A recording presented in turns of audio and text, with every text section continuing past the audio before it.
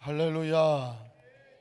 귀한 찬양 감사합니다. 하나님께서 영광을 받으시고 우리 가운데 큰 은혜가 임한 줄로 믿습니다. 할렐루야. 한 주간 할렐루야를 승리하셨습니까? 그 천국 가신 최자철 목사님이 왜 나는 할렐루야 아줌마였다 라고 하셨는지를 이제 알 것 같으네요. 그 힘들고 어려운 시대에 오직 복음 들고 성령운동하며 정말 어떻게든지 살면 전도, 죽으면 천당, 그런 신앙으로 정말 처절한 신앙에 싸움을 하셨던 그 목사님께서 매일 매 순간 뭘 하지 않으면, 할렐루야 하지 않으면, 할렐루야를 하지 않으면 살 수 없었다는 것을, 그래서 늘 입에 달고 다녔던 게 뭐예요? 할렐루야. 감사해도 할렐루야, 힘들어도 할렐루야, 낮에도 할렐루야, 밤에도 할렐루야. 근데 할렐루야 하면 좋은 일은 합니다. 할렐루야 하면 감사합니다. 할렐루야 하면요, 귀신도 쫓겨갑니다. 왜냐하면 할렐루야는 하나님을 찬양하는 신앙의 고백인데 마귀가 왔다 7길로 도망갈 줄로 믿습니다. 그래서 예전에는 뭐 기도는 해야 되겠는데 막 기도는 안 나오고 막 여러 가지 할 때 뭐 하라고 그랬어요? 할렐루야만 자꾸 하라고 그랬어요. 또 그게 또 잘못 오역이 돼갖고 방언 받으려면 할렐루야에서 뭘 랄랄라 한다고 뭐 그런 얘기도 없진 않았지만은, 그러나 할렐루야만큼 좋은 기도와 찬양이 어디 있습니까? 단원교구 할렐루야. 어디서 나오는 거예요? 상록교구, 성호교구, 호수교구, 안산교회 할렐루야. 우리 하나님께 할렐루야 박수 한번 드리는 하나님 감사합니다. 그러니까 이 세대에 우리가 살아갈 수 있는 아주 좋은 축복의 통로의 고백은 할렐루야예요. 할렐루야를 자꾸 입에 달고 살면, 할렐루야 하면서 인상 쓰는 사람은 없죠. 에이 할렐루야 그런 사람은 없잖아요. 화가 나더라도 할렐루야 하면 어떻게 될까요? 웃을 수밖에 없습니다. 할렐루야 감사하다. 그래서 여러분 할렐루야 찬송을 아시나요? 할렐루야. 제가 한 30대 초반에게 물어봤더니 잘 모른다고 하더라고요. 우리 이게 율동 찬양인데 율동은 좀 일단 찬양부터 하고 우리 힘차게 우리 모두 함께 기쁜 찬양하세요. 힘차게 찬양하겠습니다. 할렐루야 할렐루야 할렐루야 할렐루야 할렐루야 할렐루야 할렐루야 할렐루야. 우리 모두 함께 기쁜 찬양하세. 세상 모든 사람들 귓가에 우리 모두 함께 기쁜 찬양하세. 세상 모든 사람들 햇빛 같은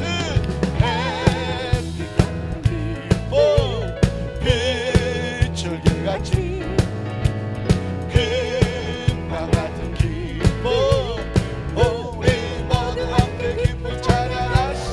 할렐루야 할렐루야 할렐루야 할렐루야 할렐루야 오 할렐루야 할렐루야 할렐루야. 예수님 때문에 형제를 사랑합니다. 형제를 사랑합니다. 예수님 때문에 자매를 사랑합니다. 자매를 사랑합니다. 예수 예수 예수 예수 예수 예수 예수 예수님 때문에 할렐루야 할렐루야.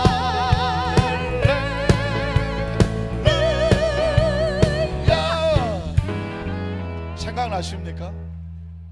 율동 한번 할까요? 할렐루 그러면 어떻게 했냐면 야 하고 이제 일어서서 양 어깨에 소파를 요렇게 하셔야죠. 요거를 옆구리에다 딱 갖다 대시면서 이쁜 척 하셔야 돼요. 앉아서 연습할게요. 할렐루 이쁜 척 하시라니까. 다 같이 한번 일어나실까요? 일어나셔서 우리 할렐루야 한번 할게요. 일어나셔서 율동 준비 그러면 야 하고 이쁜 척 하세요. 율동 준비. 야 빵. 할렐루야. 할렐루야.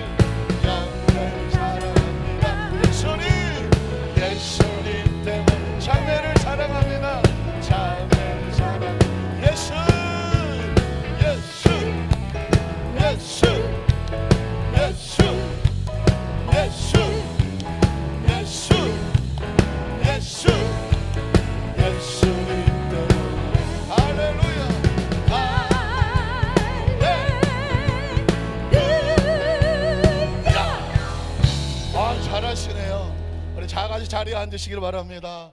엄청 잘하시네. 한번 따라 하실까요? 예수님 때문에 형제를 사랑합니다. 예수님 때문에 자매를 사랑합니다. 예수 위에 죽고 예수 위에 살고 예수 위에 죽고 예수 위에 살고 예수님 때문에. 할렐루야. 우리가 찬양하고 할렐루야 할 때 이런 아주 깊은 의미가 담겨져 있는 것을 기억하시면서 오래간만에 몸 푸시니까 어떠셔? 알았습니다. 그러면 제가 원래 율동대장이었어요. 믿거나 말거나 율동대장이었어요. 그리고 율동을 하면 1시간씩 논스톱으로 했어요. 아버지? 그 아버지 뜻은 뭘까요? 아이, 큰일 났습니다. 목사님이 발동이 걸리셔갖고 앞으로 이제 막 1시간씩 율동을 쉬지 않고 하면 아이고 아버지 난 죽었습니다. 뭐 그런 목소리인가요? 그게 아니라 그렇게 열심히 율동을 많이 했었어요. 근데 이제 세월이 많이 지나다 보니까 자꾸 다 잊어버렸는데 5천원 만에 제가 오늘 시도를 했더니 중간에 살짝 까먹기는 했지만 햇빛이 이렇게 도는 건지 뭐 어떻게 도는지 갑자기 생각이 안 나요. 이건 확실해. 금관 같은 요건 확실한데 제가 살짝 뭐 혼선이 왔지만 요건 확실하지 않습니까? 부드럽지 않습니까 이거? 그래서 앞으로 우리 성도들하고도 율동 찬양도 좀 많이 부르고, 왜냐하면 하나님 보시기에 온몸으로 찬양하는 것 하나님 얼마나 기뻐하실까요? 우리 하나님 기뻐하는 축복의 터널 되시기를 주님의 이름으로 축원합니다. 아이고 이 그새 몸 풀었더니 막 덥죠. 한번 따라 하실까요? 예수 그리스도께서 너를 낫게 하시니. 작대기 3개. 세 번째 말씀. 제가 이 본문과 제목을 떠나고 싶지가 않아요. 베드로가 중풍병자에게, 8년이나 누워있는 온몸을 쓰지 못하는 중풍병자에게 놀라운 말씀을 선포합니다. 예수 그리스도께서 너를 뭐하기 원하신다? 낫게 하기 원하신다. 그 말씀이 선포되면 말씀대로 될 것을 우리는 믿습니다. 여러분 혹시 예수님의 3대 사역 그러면 딱 머리에 떠오를까요? 예수님의 3대 사역, 첫 번째, 천국의 복음을 전파하시더라. 회개하라, 천국이 왔다. 기억나시죠? 예수님이 이 땅에 오셔서 3가지 3대 사역을 하셨는데 그분이 뭘 하셨는지를 알아야죠. 우리가 믿는 그분, 길과 진리와 생명 되시는 예수님, 이 땅에 오셔서 우리에게 뭘 가르쳐 주시고 무엇을 원하셨는지를 아셔야 된단 말이죠. 그 첫 번째가 뭐냐? 천국을 알아라. 천국의 복음을 깨달아라. 그리고 회개하고 천국으로 돌아와라. 그게 첫 번째 예수님의 사역이었고, 그리고 말씀을 가르치셨어요. 그 당시 말씀은 구약 성경이죠. 창세기부터 말라기까지 도대체 이 말씀이 왜 있는가? 그 말씀의 주인공은 누구라고요? 예수 그리스도. 오실 예수 그리스도, 예언된 예수 그리스도, 메시아 그리스도 예수 그리스도. 그런데 이 예수님이 오셨으니까 구약은 예수 그리스도로 말미암아 무엇 됐다? 완성됐다. 약속이 이루어졌으니까 완성된, 이루어진 약속. 그래서 구약이라고 말하는 거죠. 그래서 예수님만이 그게 완성된 것을 말씀하실 수가 있어서 천국 복음을 가르치시고 선포하시고 말씀을 가르쳤어요. 그러니까 영혼의 문제가 해결이 됐죠. 그 다음에 뭐가 필요할까요? 그 당시, 지금도 마찬가지지만 예나 지금이지만 우리의 생명을 도적질하는 질병이 많았어요. 그 피투성이 된 질병으로부터 우리를 건지셔 치료하기를 원하죠. 그래서 가는 곳마다 천국의 복음을 선포하시고 말씀을 가르치시고 병든 자를 고치시더라. 병든 자를 고치시더라. 기억하십시오. 그러면 우리는 또 3가지를 끄집어내. 예수님이 병을 왜 고칠까? 왜 병을 고치실까? 의도를 알아야 되지 않겠습니까? 이유가 뭐냐? 내가 나아야 되겠는데 예수님께서 나를 왜 고치실까? 그렇죠? 우리가 왜 치료를 받아야 되는가? 성경에 보니까 마태복음 8장 17절 이하에 보니까 예수님이 고치는 건 뭐냐? 하나님의 구약의 말씀을 완성하려고 하는 거죠. 구약 성경 속에 하나님께서 내가 너희 병을 고치리라 그랬거든요. 그런데 어떻게 고치는지를 몰라. 그런데 예수님이 오셔서 병든 자를 고침으로 말미암아 하나님의 약속의 말씀이 예수 그리스도의 치유로 말미암아 완성되는 것입니다. 한번 따라 하실까요? 우리가 예수님의 이름으로 치료받는 것은 누구의 약속이다? 하나님의 약속이다. 그리고 누구의 완성이다? 예수님께서 완성케 하는 거예요. 그러니까 반드시 어떻게 돼요? 나아야 되죠. 우리의 질병이 나아야 되고, 가정이 회복돼야 되고, 사업이 나아야 되고, 우리의 삶의 문제가 치유돼야 돼요.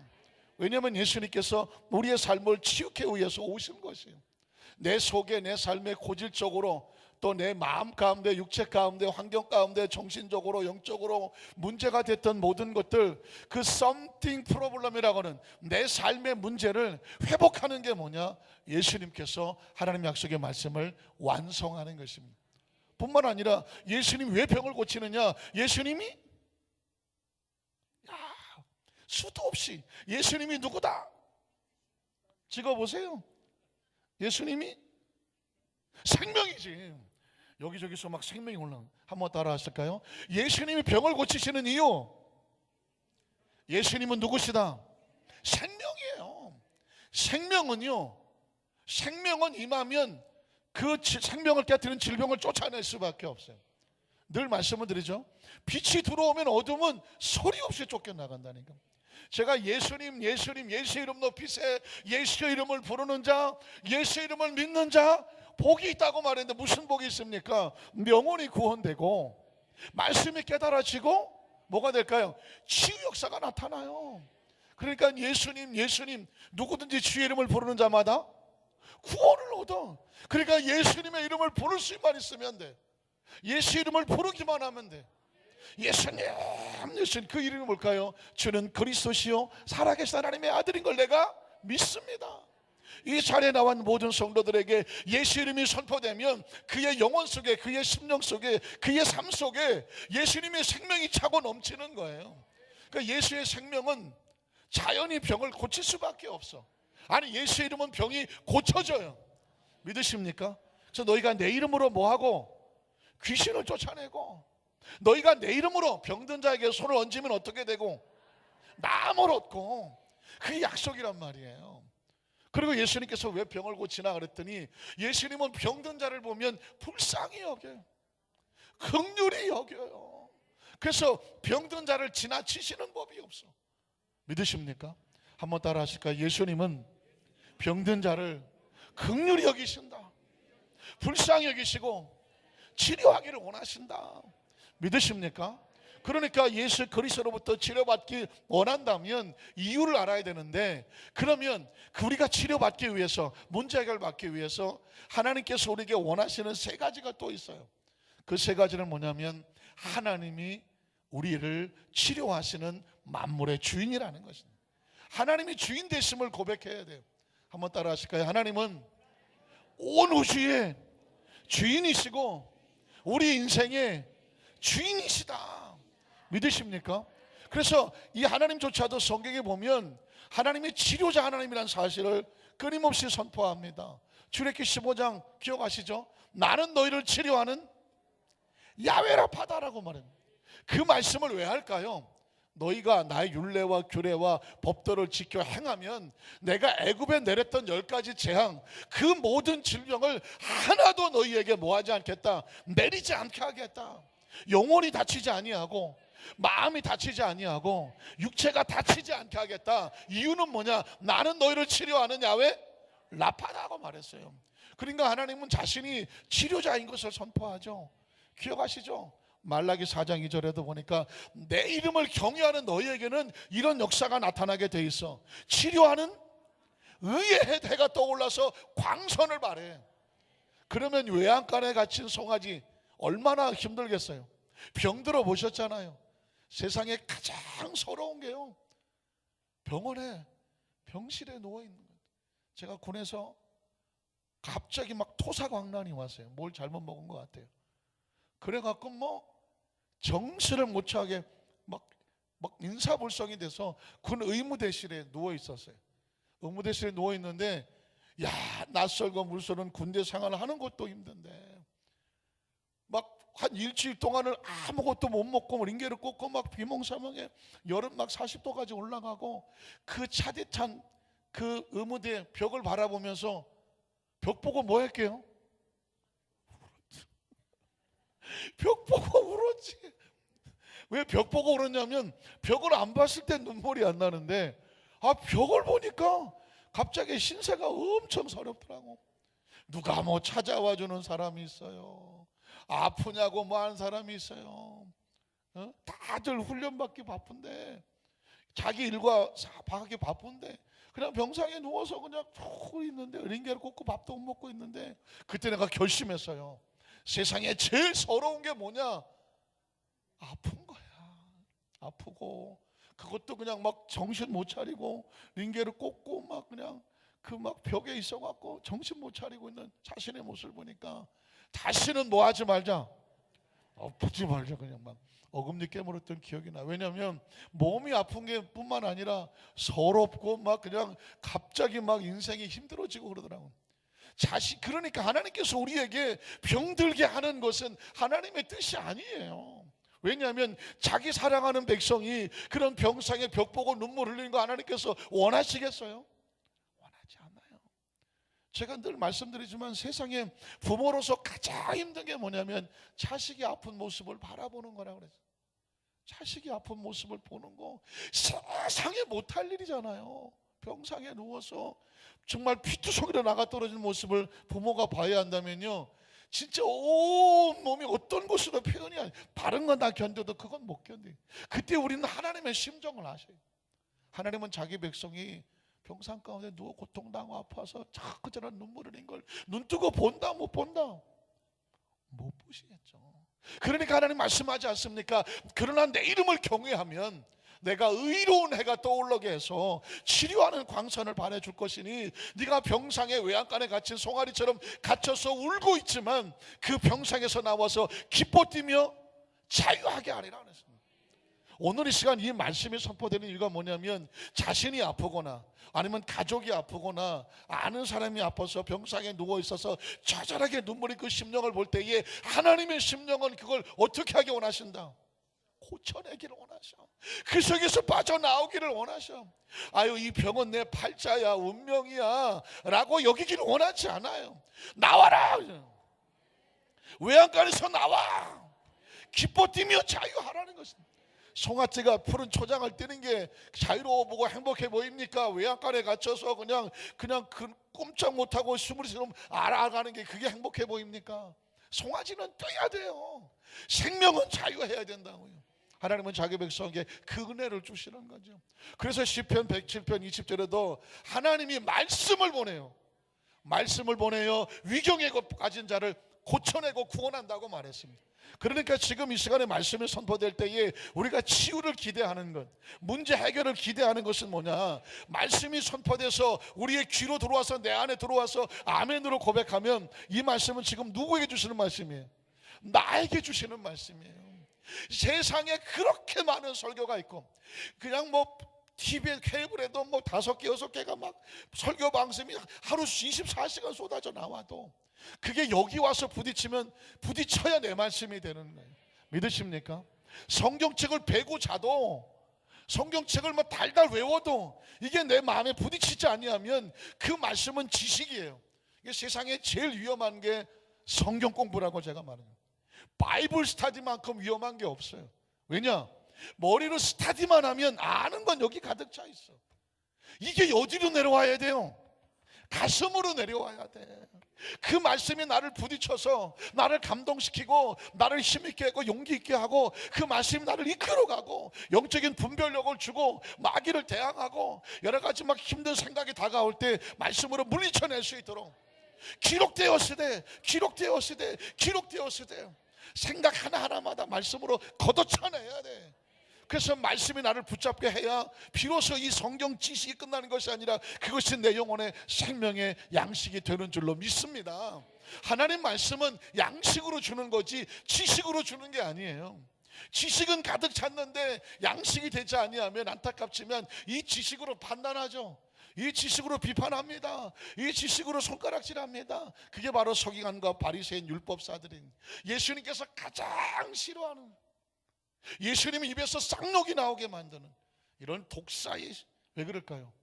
지식은 화려해서 회칠한 무덤 같으나 그 속에 말씀이 복음이 점령하지 못하니까 사랑도 안 돼, 용서도 안 돼, 포용도 안 돼. 사마리아인 같은 이방인만 보면 그냥 돌로 쳐서 죽이려고 하고 그리스도의 복음으로 용서가 안 돼, 이해도 안 되고 화합이 안 되고 화평이 안 돼. 여러분 예수님께서 다른 건 다 참더라고요. 그러나 서기관과 바리새인은 안 참아요. 이 독사의 새끼들아, 회칠한 무덤아, 너희가 맹인이 맹인을 인도하지 않느냐? 왜 너희가 이 하나님의 말씀을 받았으면서 지키는 자로서 가르치는 자로서 너희는 행하지 않느냐? 그러면서 예수님께서 이 서기관과 바리새인들을 얼마나 야단치시는지 몰라요.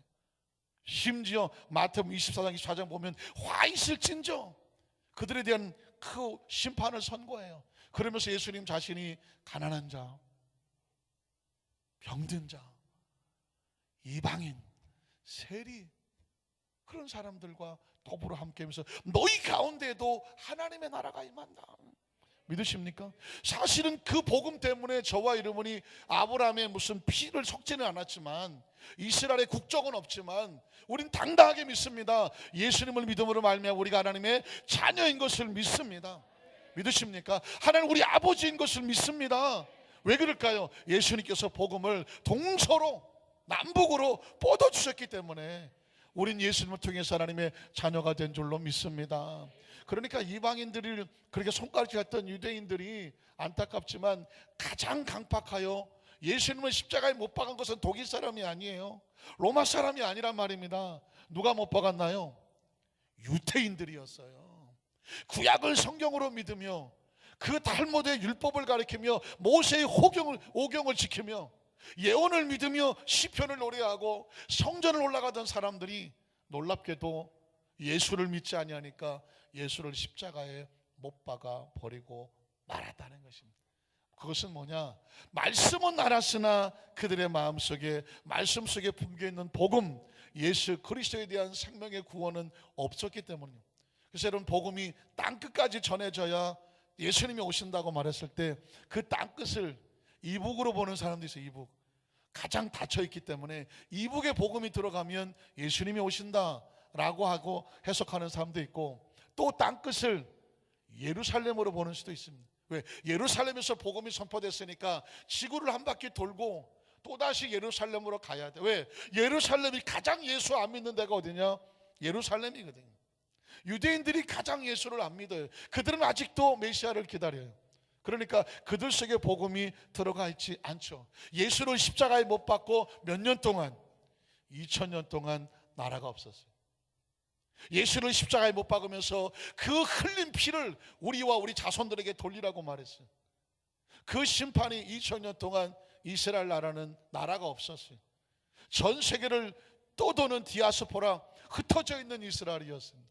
때가 되면 1948년 그때 다시 해방하면서 우리나라와 비슷하게 이스라엘이 독립을 하면서 지금은 세계 최강의 나라 중에 하나가 되어 있습니다. 이런 걸 통해서 볼 때에 우리가 하나님의 말씀을 아는 것은 중요하나 그것이 내 마음속에 말씀이 부딪혀져야 돼요.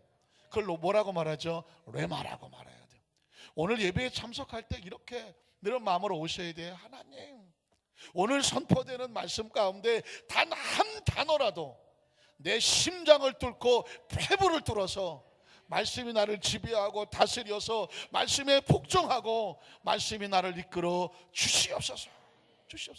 그래야 돼요. 그래야 말씀 나를 이끌어 줘야 그 말씀이 진리 가운데로 인도하는 줄로 믿습니다. 오늘 말씀의 제목처럼 예수 그리스도, 그가 우리를 뭐하기 원하신다? 낫게 하고 치료하기를 원하신다. 그러기 위해서는 하나님께서 우리를 치료자라는 걸 알아야 되고, 그분이 또 치료를 원해. 하나님 우리를 얼마나 치료하기 원하는지 몰라요. 그래서 하나님께서 원하는 말씀을 가만히 보면, 하나님의 자녀들아, 너희가 병이 걸리거든, 문제가 있거든, 어려운 일을 만나거든 다른 데 찾아가지 마라.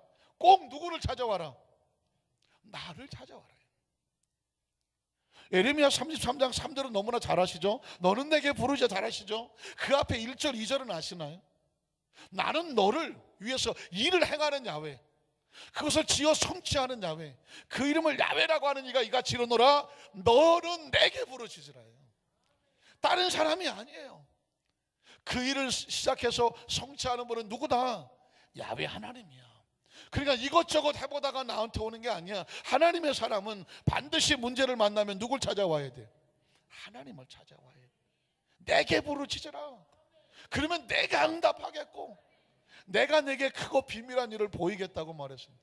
시편 50편 15절에도 환난 날에 누구에게 찾아가라?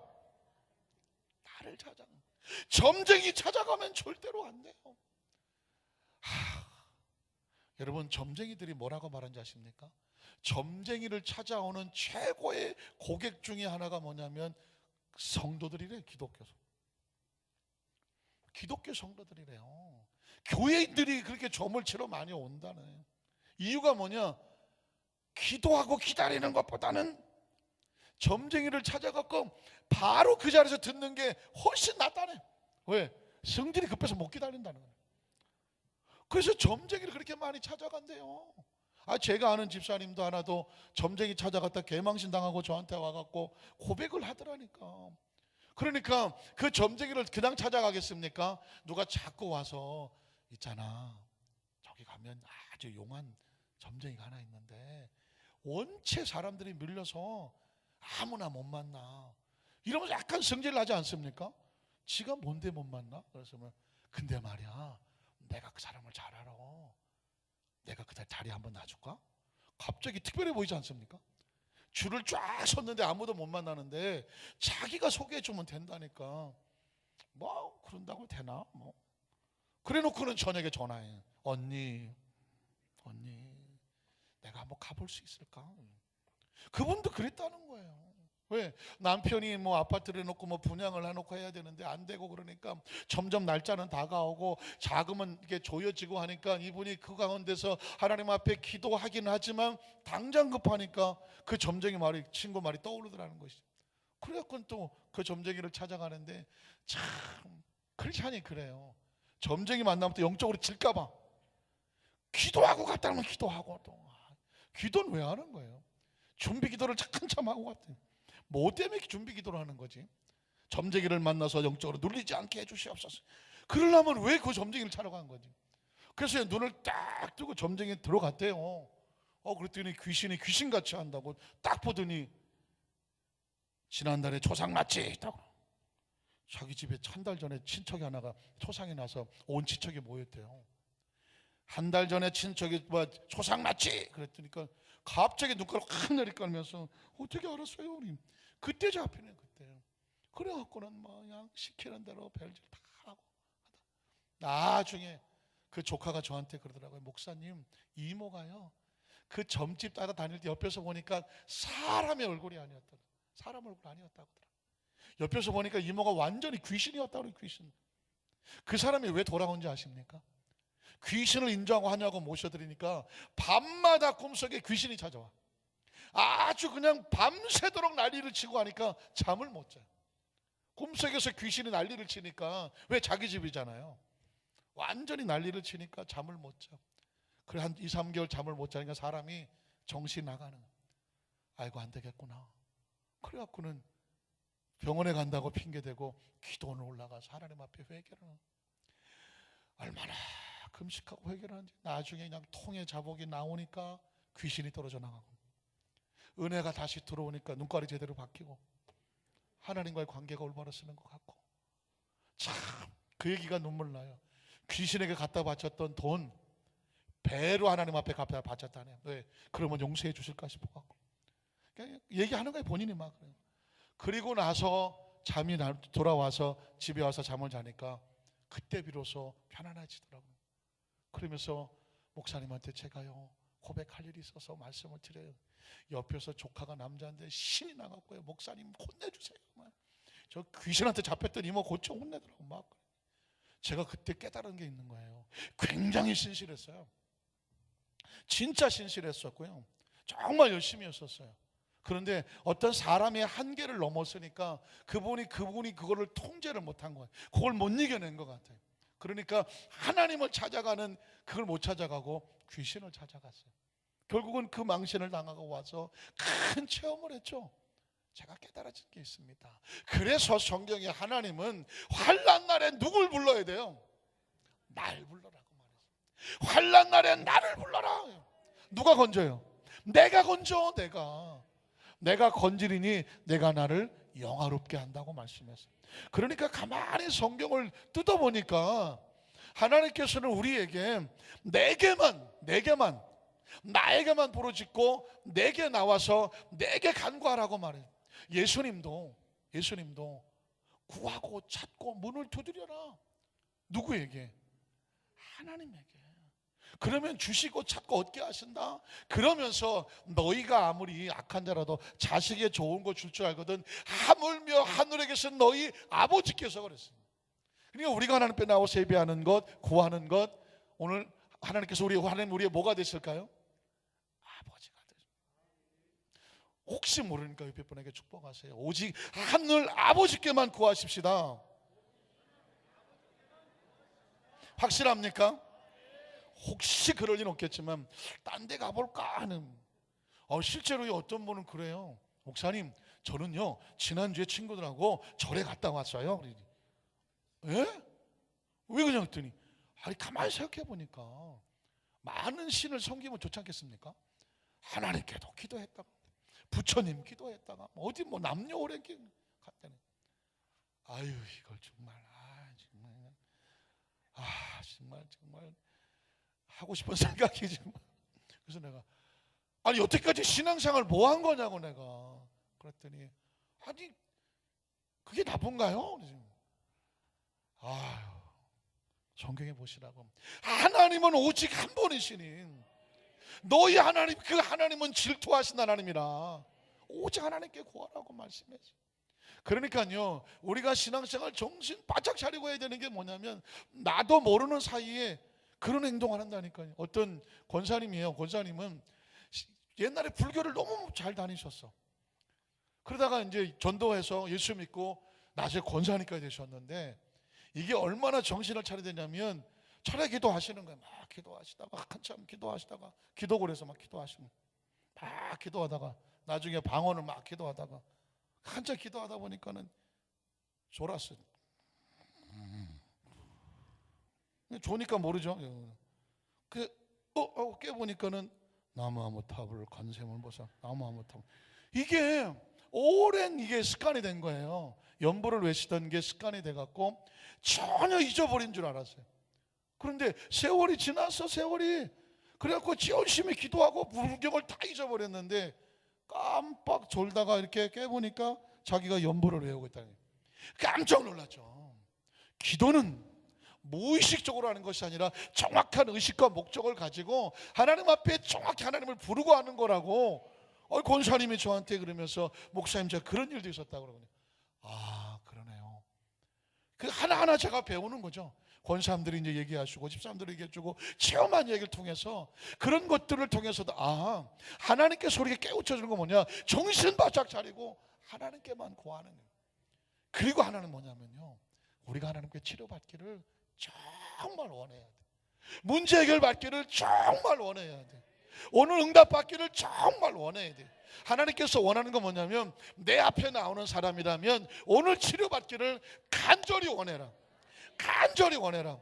뭐냐, 믿음은 expectation이라고 늘 제가 말씀드려요. 기대야 기대.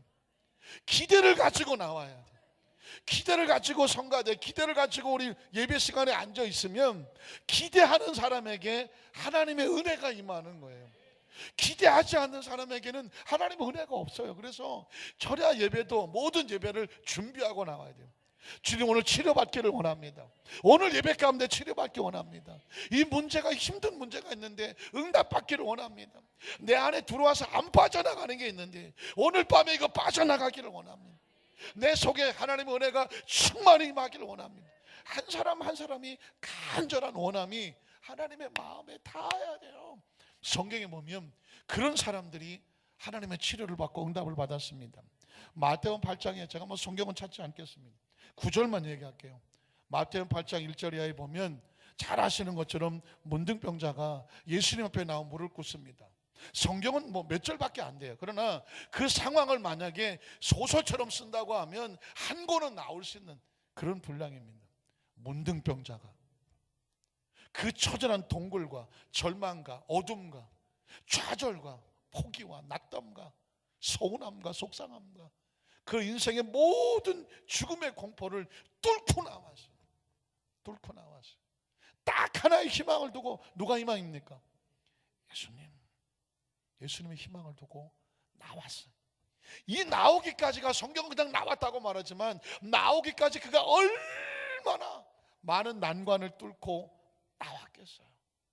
사랑하는 성도 여러분, 하나님은 우리에게 이 절박함을 원하셔요. 만약에 문둥병자가 예수님 앞에 나올 때에 그 처절한 절박감을 가지고 나온 것 같은 절박함이 없다면 예배는 그 어떤 하나님과의 교통과 교제 속에서 그 극한 감동과 감격을 느끼기는 어려워요. 그것을 절실하게 느끼는 사람 마음, 그 느낌을 얻을 수가 있는 거예요.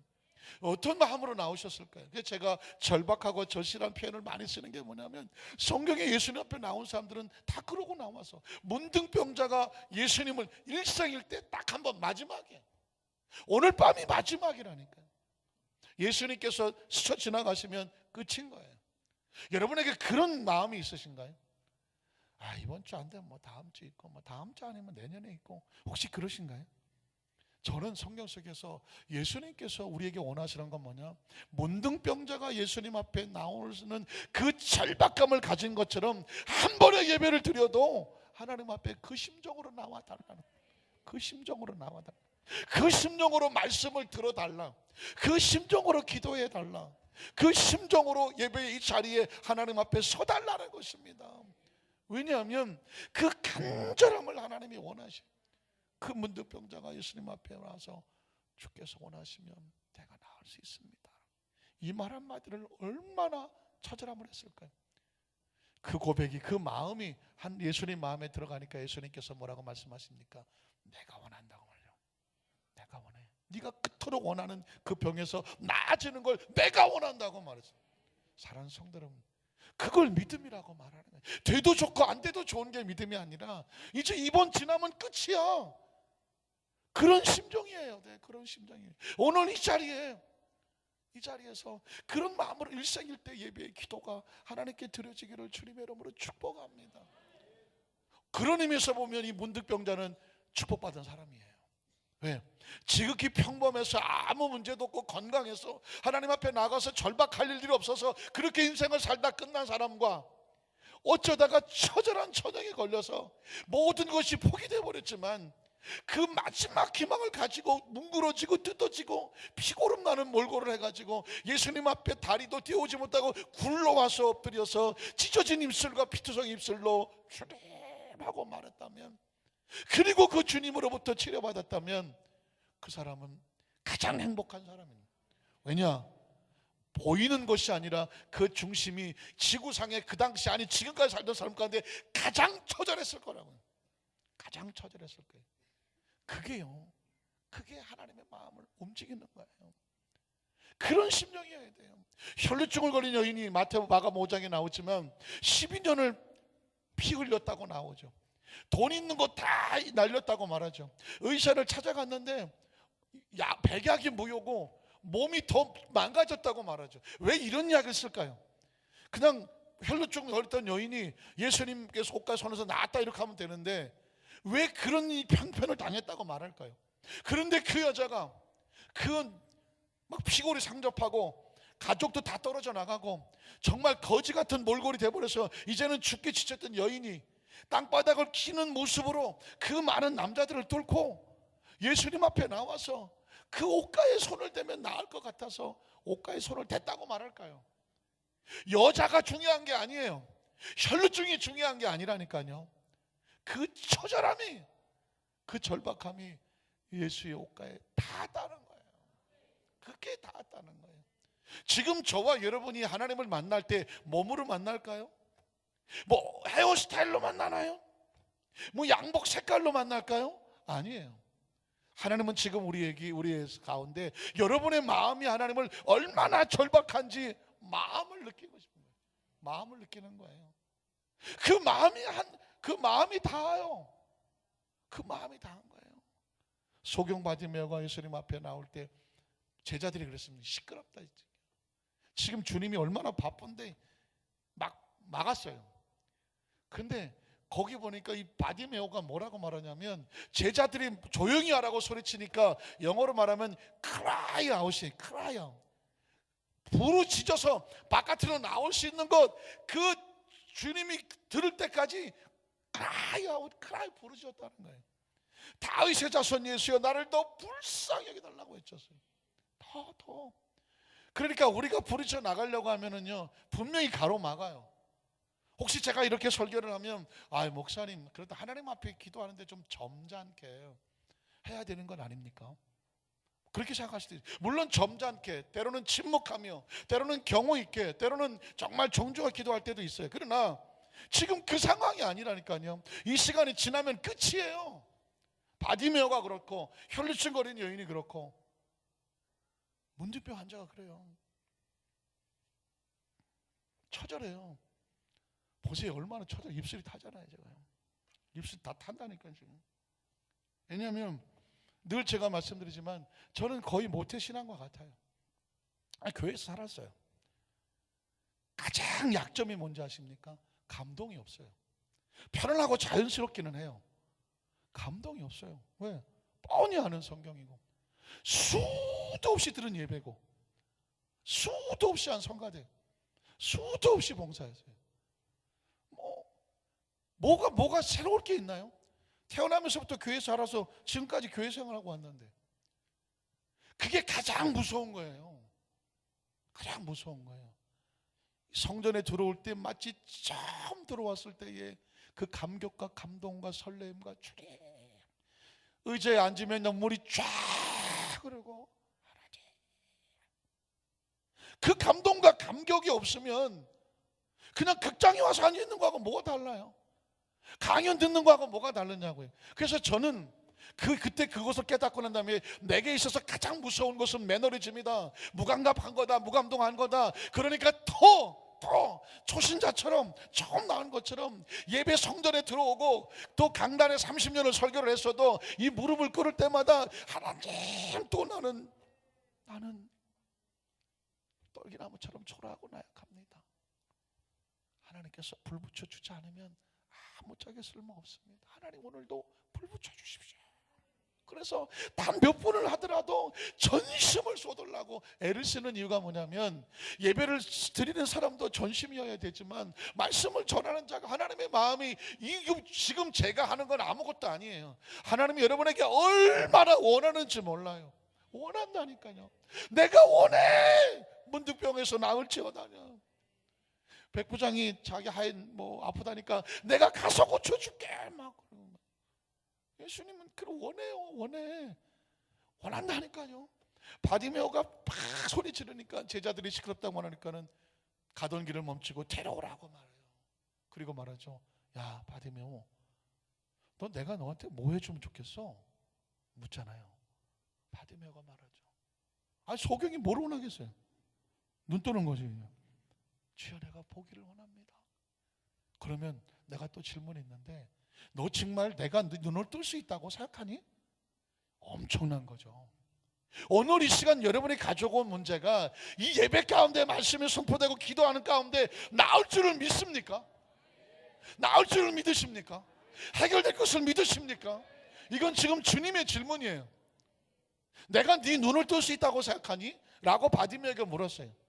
오늘 이 시간에 어떤 문제를 가지고 왔는지, 가지고 있는 문제가 오늘 예배가 일생일대 예배에 해결될 수 있다고 믿니? 라고 물어보는 거예요.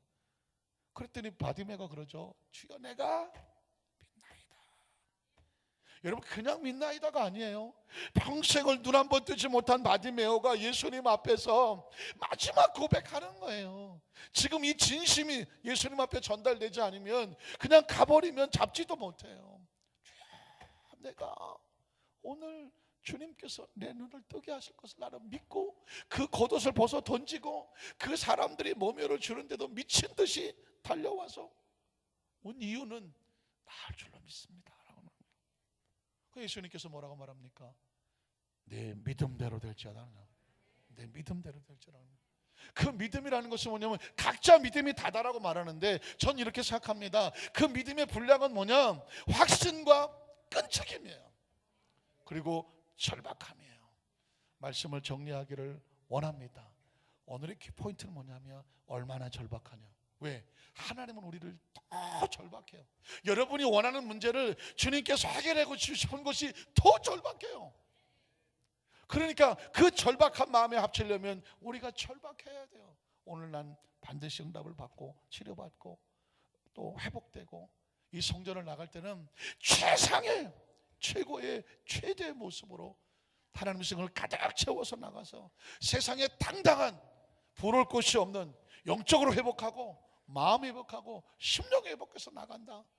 절대로 주눅 들지 말고 미리 벌써 아이고 응답 못 받은 것처럼 미리 눈 처지지 말고 미리 그냥 코 쭉 빠지지 말고, 하나님께서 이 말씀 끝나고 함께 기도할 때에 그냥 오늘이 마지막인 것처럼 처절하게 눈물풀이 하나님의 부르짖어 간구해서 하나님이 역사하셔서 야 오늘로 그냥은 못 가겠구나, 내 믿음대로 되라, 하나님 말씀의 역사가 임하시기를 주의 이름으로 축복합니다.